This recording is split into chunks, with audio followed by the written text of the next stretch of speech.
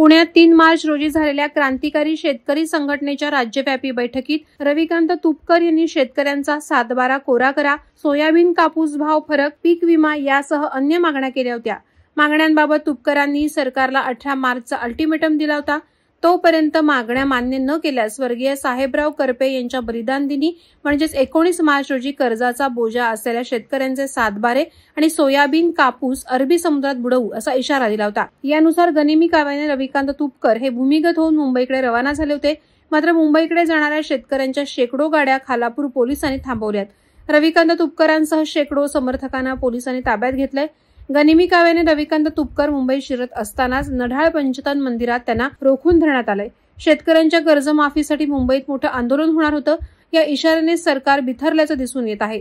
17 मार्चच्या सायंकाळीच पोलिसांनी रविकांत तुपकर यांचं घर आणि ऑफिसला वेढा घातला होता। त्यांच्या शेकडो कार्यकर्त्यांना अर्ध्या रात्री झोपेतून उठवून पोलिसांकडून जबरदस्तीने धरपकड करण्यात आली।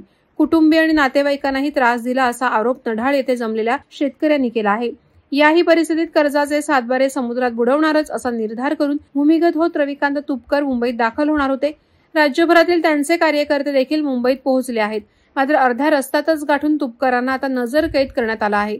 या साऱ्या परिस्थितीत रविकांत तुपकर यांच्या आंदोलनाकडे साऱ्या राज्याचं लक्ष लागलं आहे। रविकांत तुपकर यांनी 3 मार्च रोजी चळवळीचे केंद्र असलेल्या पुणे येथे संघटनेची पहिली राज्यव्यापी बैठक घेतली। या बैठकीला मोठा प्रतिसाद मिळाला। यावेळी तुपकर यांनी शेतकऱ्यांच्या मागण्या आक्रमकपणे मांडल्या आणि 18 मार्च पर्यंत सरकारला अल्टिमेटम दिला होता। निवडणुकीपूर्वी सरकारनं शेतकऱ्यांचा संपूर्ण सातबारा कोरा करू असं आश्वासन दिलं होतं। सरकारला या आश्वासनाची आठवण करून देत 18 मार्च पर्यंत मागण्या मान्य न झाल्यास स्वर्गीय साहेबराव करपे यांच्या बलिदान दिनी 19 मार्च रोजी मुंबईत आंदोलनाचा बॉम्ब टाकणार असल्याचा इशारा दिला। कोणते आंदोलन करणार हे न सांगितल्यामुळे रविकांत तुपकर यांच्या आंदोलनाची चांगलीच उत्सुकता लागली होती। दरम्यान सरकारने अधिवेशन संपत आले तरी शेतकऱ्यांनी केलेल्या मागण्या मान्य केल्या नाहीत। यामुळे रविकांत तुपकर आणि राज्यभरातील कार्यकर्त्यांनी मुंबई येथील आंदोलनाची जोरदार तयारी केली आहे। शिवणी आरमाळ येथे स्वर्गीय कैलास नागरे यांना श्रद्धांजली अर्पण करून ते मुंबईकडे रवाना झाले। बुलढाणा जिल्ह्यातून जवळपास 250 गाड्या तर इतर जिल्ह्यातूनही हजारो शेतकरी मुंबईला जाणार होते। सध्या ते खालापूर तालुक्यातील नढाळ येथे आहेत।